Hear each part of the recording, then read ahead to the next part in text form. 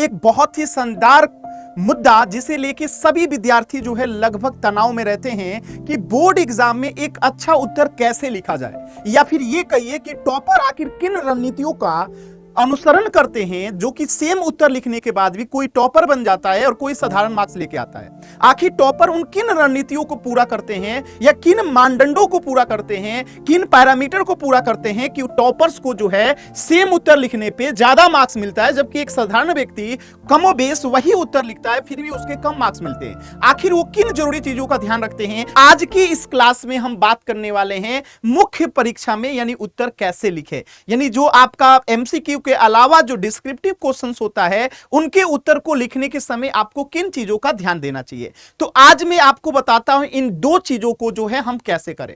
तो जैसे आपके सामने कोई भी प्रश्न आता है तो उसमें दो चीजें होती है, पहला प्रश्न को समझना और दूसरा उसका उत्तर लिखना। अगर इन दो चीजों का आपने समझ लिया ना कि प्रश्न की रिक्वायरमेंट्स क्या है, यानी कि प्रश्न हमसे चाहता क्या है, उसके बाद उसके उत्तर को लिखना है। यानी आप अगर समझोगे तो किसी भी प्रश्न का उत्तर देने के लिए क्या जरूरी है, पहली चीज तो यही होनी चाहिए कि जो प्रश्न आपसे पूछ रहा है क्या आपकी समझ वही विकसित हो रही है कि प्रश्न में जो आपसे जानना चाहता है। ठीक है, तो हम दो चीजों में समझेंगे एक अच्छे उत्तर लिखने के लिए। सबसे इंपॉर्टेंट चीज है, पहले तो आपको प्रश्न को सही ढंग से समझने के लिए 5 बिंदुओं पे ध्यान देना चाहिए। यानी कि हम प्रश्न को पहले अगर समझ जाएं तो हमारी 50% समस्या यही समाप्त हो जाती है। ज्यादातर बच्चे जो है प्रश्न को ही नहीं समझ पाते हैं, वो प्रश्न से रिलेटेड कुछ भी लिख के चले आते हैं और उनका मार्क्स घट जाता है। और कहा भी जाता है, कुछ महानुभाव जो खुद कभी टॉपर नहीं बन पाए वो क्या बताते हैं कि प्रश्न से रिलेटेड कुछ भी लिख दो, मार्क्स आ जाएगा। मार्क्स आएगा लेकिन 10 नंबर के क्वेश्चन में आपको 1 नंबर मिलेगा, क्या फायदा हो इस मार्क्स का। तो हमें आखिर किन जरूरी चीजों का ध्यान रखना चाहिए इसमें हम समझते हैं। तो आपको 5 नियम मैं बताऊंगा प्रश्न को समझने के लिए और 5 नियम बताऊंगा उत्तर लिखने के लिए। तो सबसे पहले समझते हैं कि प्रश्न को समझते समय 5 नियम कौन कौन से हैं। पहला नियम है प्रश्न के पूछल शब्दों को समझे। पूछल शब्द का मतलब क्या हुआ कि हर प्रश्न के लास्ट में कुछ वर्ड आते हैं, तो उस वर्ड का अलग अलग मतलब होता है और सब लोग उसको सेम समझ लेते हैं और वहां से गलती की पहली शुरुआत होती है। तो प्रश्न के अंत में कुछ खास शब्द होते हैं जो तय करते हैं कि आपको कितना और क्या लिखना है। एग्जाम्पल के तौर पे जैसे स्पष्ट कीजिए अगर शब्द आता है तो इसका मतलब क्या हुआ कि हमें इसको विषय को सरल भाषा में विस्तार से समझाना होता है। अगर किसी प्रश्न के लास्ट में ये लिखा है विवेचना कीजिए, आलोचना कीजिए, तो इसका मतलब होता है कि उसके पक्ष और विपक्ष यानी अच्छाई और बुराई दोनों बताने होते हैं।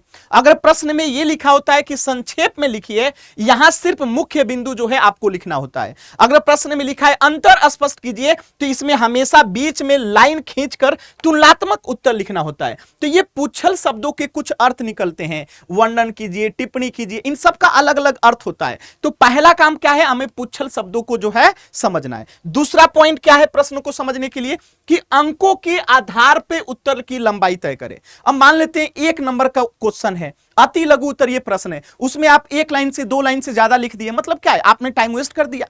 तो इस चीज को समझना है कि प्रश्न को पढ़ते ही उसके अंकों पे नजर डालो कि अगर 1 या 2 अंक का प्रश्न है तो केवल 1 वाक्य का सटीक उत्तर लिखना होता है।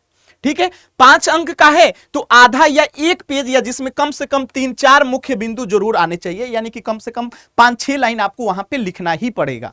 इसके बाद अगर 8 से 10 अंक का प्रश्न है यानी दीर्घ उत्तरीय प्रश्न है तो यहां पे 2-3 पेज जिसमें प्रस्तावना, मुख्य बिंदु, चित्र और निष्कर्ष सब लिखना होता है। तो आपको प्रश्न को पढ़ते समय यह बात तय कर लेना होगा कि हमें इस पे कितना पेज या कितना वर्ड जो है लिखना चाहिए।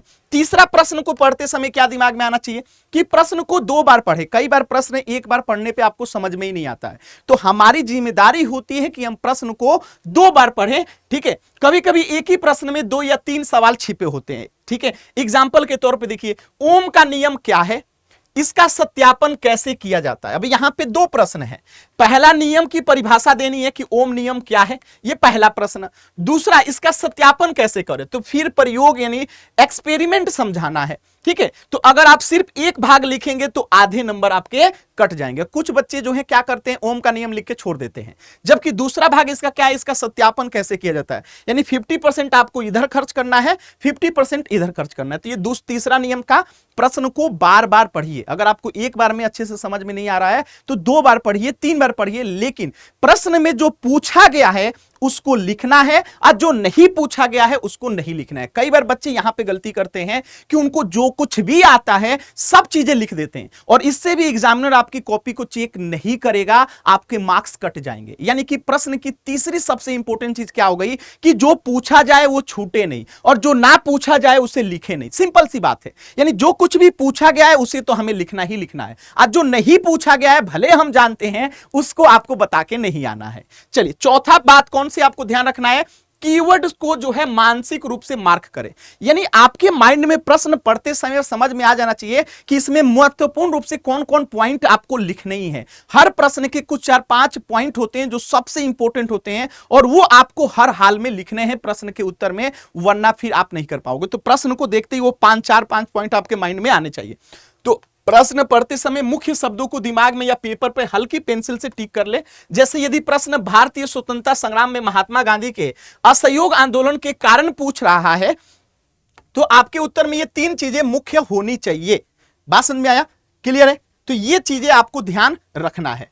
अब देखिए पांचवा क्या है कि क्या पूछा गया है और क्या नहीं, यानी कि रिलेवेंट और इरिलेवेंट का आपको ध्यान रखना है। जो मैंने पहले ही बताया कि छात्र अक्सर वो लिखने लगते हैं जो उन्हें आता है, ना कि वो जो पूछा गया है। यहीं पे ज्यादातर विद्यार्थी गलती करते हैं।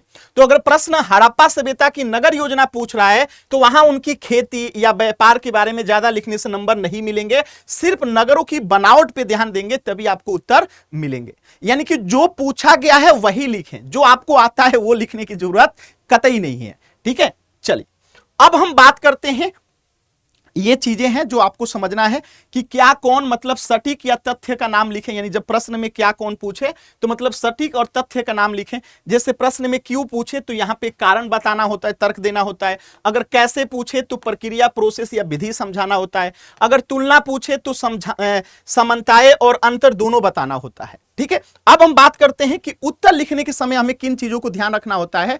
तो एक अच्छा उत्तर लिखने के लिए आपको 5 जरूरी बातों को ध्यान रखना है। उत्तर प्रश्न को समझना सीख गए, अब उत्तर लिखते समय क्या ध्यान रखना है। पहला, उत्तर का ढांचा यानी स्ट्रक्चर ऑफ द आंसर आपको पहले दिमाग में तैयार होना चाहिए। तो किसी भी विषय का उत्तर हो उसे सीधे पैराग्राफ में लिखने के बजाय भागों में बांटे, यानी पहले इंट्रोडक्शन लिखें उसका, ठीक है, उसके बाद प्रश्न का मुख्य बिंदु 2-3 लाइनों में लिखें, फिर इसका बॉडी मेन पार्ट लिखें। तो कुल मिला के बिंदुओं में लिखें। अब अति लघु उत्तरीय प्रश्न है तो ये सारे नियम फॉलो नहीं होंगे, प्रश्न के ऊपर डिपेंड करता है। ठीक है, दूसरा कि 1 मिनट कहां गया, ठीक है, कि चित्र और चार्टों का प्रयोग करें। यानी अगर आप ज्योग्राफी का आंसर लिख रहे हो तो वहां पे आप चित्र जो है बनाएं, ग्राफ फोटो बनाए। जैसे आप हिस्ट्री में अगर हड़प्पा सभ्यता से संबंधित कोई चीजें बताना चाहते हैं, जहां पे मोहर है, स्थलाकृति है, तो आप यहां पे कुछ चीजें बना सकते हो। मैप जहां पे जरूरत हो वहां पे जरूर बनाए।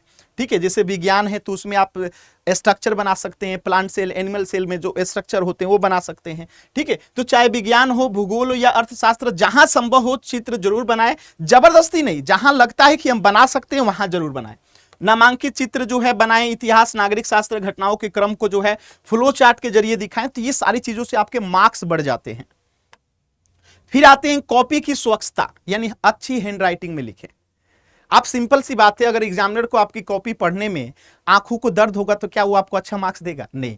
लेकिन किसी किसी की कॉपी को पढ़ के ऐसा लगता है आहा क्या मजा आ गया, जबकि उसके उत्तर में दम नहीं है, लेकिन उसकी हैंडराइटिंग इतनी अच्छी है कि पढ़ने पे अच्छा फील हो रहा है, आंखों को आराम मिल रहा है, तो वहां पे मार्क्स आपके बढ़ते हैं। तो हमेशा अच्छी हैंडराइटिंग का जरूर उपयोग करें।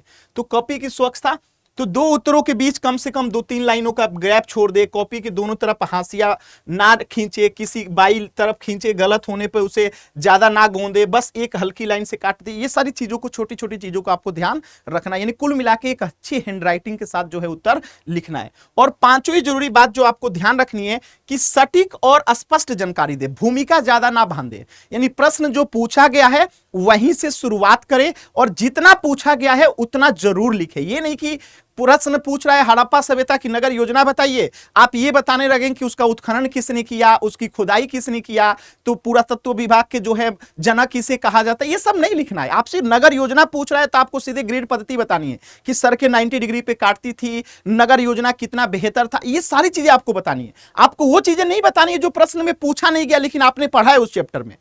ज्यादातर बच्चे इस पॉइंट पे सबसे ज्यादा गलती करते हैं। ठीक है, तो सटीक और स्पष्ट जानकारी, जितने शब्दों में पूछा गया है उतना ही लिखें। बहुत ज्यादा लिखने से नंबर नहीं बढ़ते, बल्कि समय कम पड़ जाता है। गणित और भौतिकी में उत्तर के साथ उसकी इकाई यूनिट जैसे केजी, मीटर प्रति सेकंड, ये सारी चीजें जो है आपको लिखना होता है। तो मैंने आपको इस वीडियो में ये चीजें बताने का प्रयास किया कि जब भी आप उत्तर लिखें तो किन जरूरी चीजों का ध्यान रखें।